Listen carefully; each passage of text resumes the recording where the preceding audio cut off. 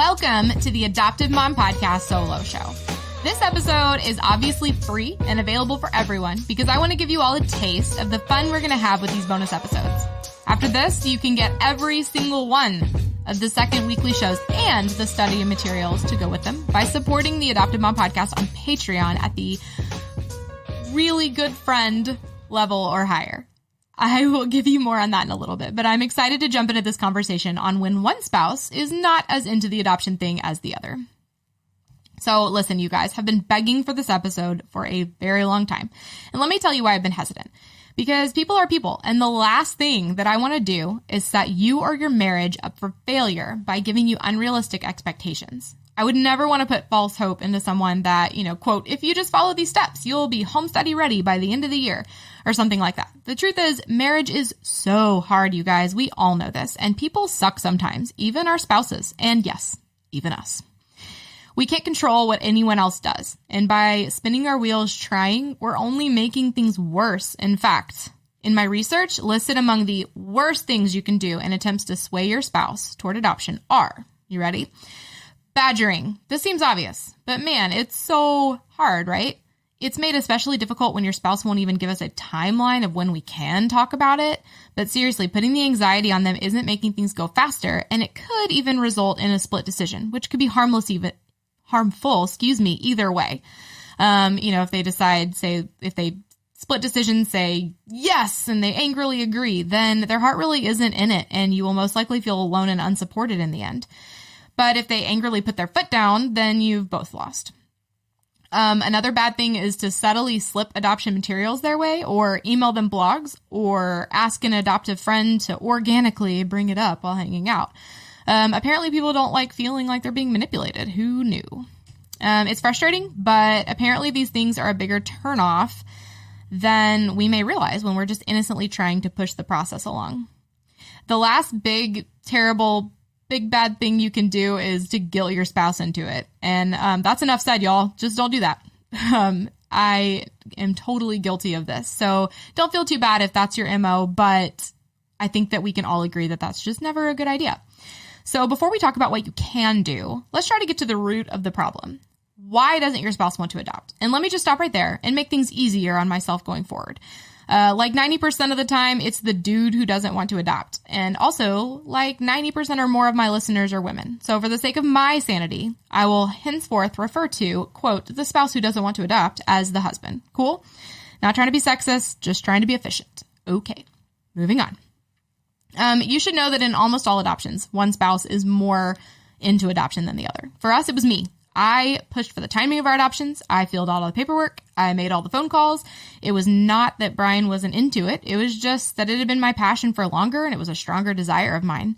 Like I said, one spouse is usually running ahead of the other a bit. And in my case, it was me. Another big truth bomb that came up in my research is that you can't, quote, accidentally adopt. Let's think about it. How many men are more hesitant than their wives about having children in general, even the ones that they create? And how many accidental pregnancies are there? I'm not at all insinuating that women are purposefully getting pregnant against their husbands' wills left and right, although I'm sure that happens. I more mean that there are tons of accidental pregnancies every day, and we just accept it. We learn to anticipate and love the fire out of those babies before they're even here. And actually, both of my pregnancies were technically accidents. So I'm living proof of this. But you can't accidentally adopt. It takes planning and purpose and intention. And that is what prevents most adoptions from happening. Statistically, 40% of Christians, so I'm not even talking about non-believers, say that they want to eventually adopt. But only around 5% of them actually do. It's because of the reasons we talked about. It takes intentionality. And we don't all have that in us, unfortunately. So when we reach out and talk to our guys, we've already talked about not nagging, but instead we should ask questions. Get really curious about why they're hesitant and what could help them overcome it. Overall, a lot of men reported that they felt at ease when their wives shared their own concerns and fears surrounding adoption with them. And I have personal experience with this one. So Brian has told me multiple times that when I seem overconfident in a decision, he feels like he'll have to pick up the pieces when it falls apart or doesn't go as planned, like things often do. But when I share my worries and fears and am honest with him, he feels like I'm taking the time to consider all of the angles and we can be wise about going forward together. And that's totally counterintuitive, right?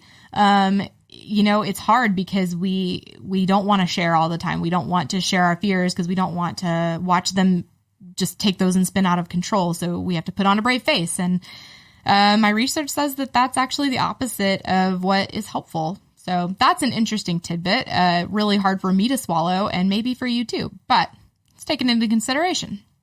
So also, let's not forget about the power of prayer. And I know that this sounds like the ultimate Christianese answer for everything, but let's go back to scripture and talk about the absolute God-sized power of prayer. So 1 John 5:14. This is the confidence we have in approaching God, that if we ask for anything according to his will, he hears us. James 5:13-18. Is any one of you in trouble? He should pray. Is anyone happy? Let him sing songs of praise. Is any one of you sick? He should call the elders of the church to pray over him and anoint him with oil in the name of the Lord. And the prayer offered in faith will make the sick person well. The Lord will raise him up. If he has sinned, he will be forgiven. Therefore, confess your sins to each other and pray for each other so that you may be healed. The prayer of a righteous man is powerful and effective. Elijah was a man like us. He prayed earnestly that it would not rain, and it did not rain on the land for 3.5 years. Again he prayed, and the heavens gave rain, and the earth produced its crops. We should totally also include others in our prayers too. So gather a prayer group together to pray specifically for your heart and your husband's through this process.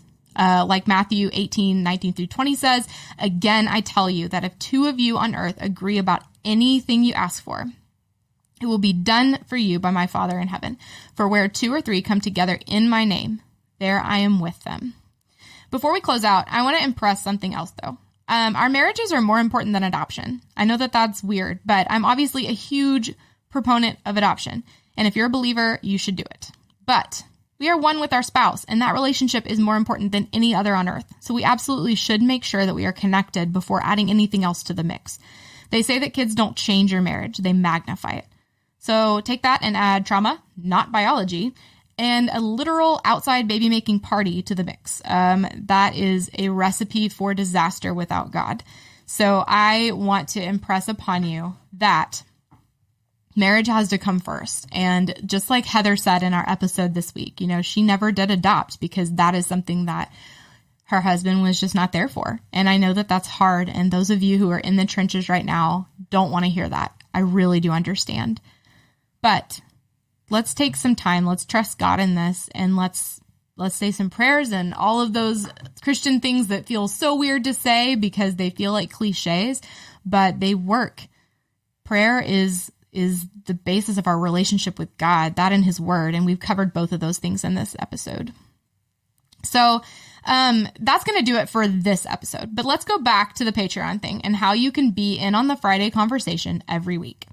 I love putting this podcast out and connecting with you guys over our common interest, adoption, but it takes a ton of work. Like, I've actually lost money on this thing. Like I said, that's why I love you. I'm willing to lose money on it, but Patreon is a website that allows creatives to make money to fund their projects and their passions and enable them to keep going with their work. It allows me as a creator to give you guys tons of benefits for supporting the show too. So there are 5 levels of support ranging from $3 to $50 per month, and you'll get increasingly awesome bonuses with each level. That $50 level includes a monthly subscription box, y'all, including several items every month that I am in love with and that I think that you should have in your pockets as well. You can get access to this Friday bonus show, plus the bonus materials to go along with the episodes. And y'all, the ones for this week are up for free on the website to give you guys a teaser. So definitely go to theadoptivemompodcast.com to check those out. These will often include contributions from my guests each week, so it will be a really cool tag along to the episode. You can do these solo with your small group, form an adoptive mom group locally to go through it with, etc. There's a ton of other bonuses to look through, so go to, like I said, theadoptivemompodcast.com, click on the Patreon button to get started. Thank you guys so much for joining me for this special bonus show, and I hope to see you all next Friday as well. Until then, have a good weekend, y'all.